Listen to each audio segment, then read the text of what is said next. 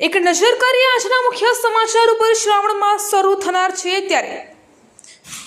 વિશ્વ હિન્દુ પરિષદ, બજરંગ દળ અને જીવદયા સંગઠન અને વિવિધ હિન્દુ સંગઠન દ્વારા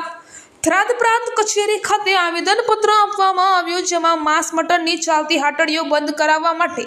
હિન્દુ ધર્મના વિવિધ સંગઠનો દ્વારા થરાદ પ્રાંત કચેરી ખાતે આવેદનપત્ર આપવામાં આવ્યું હતું અને જેમાં પવિત્ર પરસોત્તમ માસ અને શ્રાવણ માસ વાની કે હિન્દુ અને સનાતનીઓનો પવિત્ર અને આસ્થાનો મહિનામાં જીવ હિંસા અને માંસ મટન થતું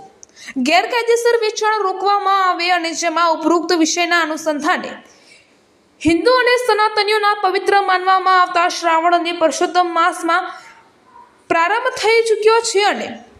સદહરો પવિત્ર માસ સાથે હિન્દુ અને સનાતનીઓની આસ્થા અને પવિત્રતા જોડાયેલી છે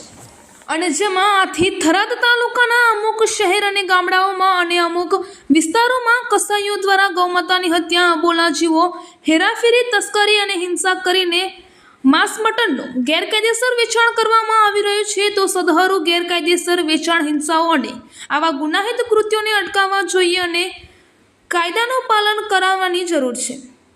કારણ કે આવા અબોલા જીવ, પશુ પક્ષી, પ્રાણી હિંસા થતી હોય અને ગેરકાયદેસર તસ્કરી અને હેરાફેરી અને આવા અબોલા જીવોને થતી હત્યાઓ અને માંસ મટન જેવા ચીજ વસ્તુઓ ગેરકાયદેસર રીતે યાની કે ખાનગી રીતે ચાલતી હાટડીઓ અને લારીઓ જે જાહેરમાં ગેરકાયદેસર રીતે વેચાણ થતું હોય છે, જેથી અમોની આસ્થાઓને અને પવિત્રતાને ઠેસ પહોંચતી હોય છે।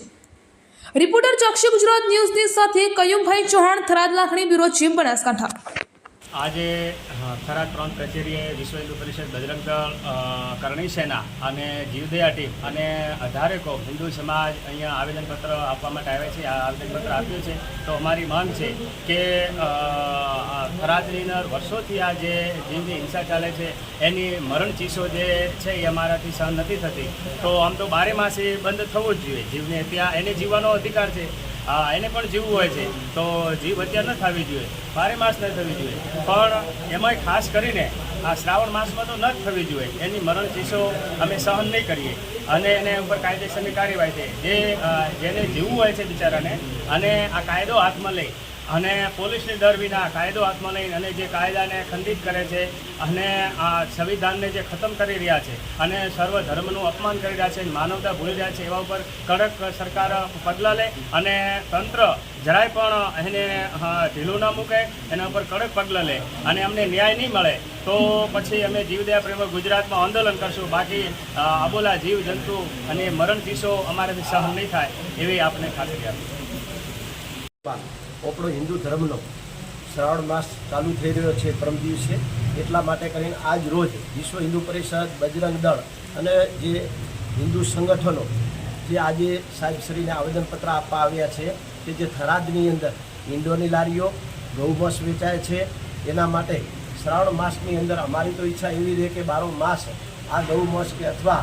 જે મૂગો પ્રાણીઓ છે એ બોલી નથી શકતા, એમની ચીકો થઈ અમારાથી સંભળાતી નથી, એટલે એ તદંતર આ ભારતની ઋષિઓની ભૂમિ ઉપર બંધ થવું જોઈએ। પણ એ કદાચ સરકારની કોઈ મજબૂરી હોય, ન થતું હોય તો 2 હાથ જોડીને અમારી વિનંતી કે થરાદ શહેરની અંદર કોઈ પણ જાતનું કોઈ મોસ, કોઈ પશુની ચીક્સ આ શ્રાવણ માસની અંદર ન પડવી જોઈએ। એના માટે કરીને અમે સાહેબશ્રીને નગરપાલિકાની અંદર કલેક્ટર ઓફિસે અમે આજે આવેદનપત્ર આપ્યું છે। એમને 2 હાથ જોડીને અમે વિનંતી કરી છે કે કોઈ પણ પશુનું, ગૌ માતા તો મોટી વાત છે, પણ કોઈ નાનામાં નાનો પ્રાણી કે કોઈ જીવની હિંસા ન થાય એના માટે કરીને અમે એમને કાયદેકીય રીતે લખાણ કરીને અમે આપ્યો છે। જો કદાચ આ વસ્તુ ચાલુ રહેશે તો આ કાયદો અમારા હાથમાં ન લેવો પડે એવી અમે એમને વિનંતી કરીએ છીએ। જય ગૌ માતા, જય ગોપાલ।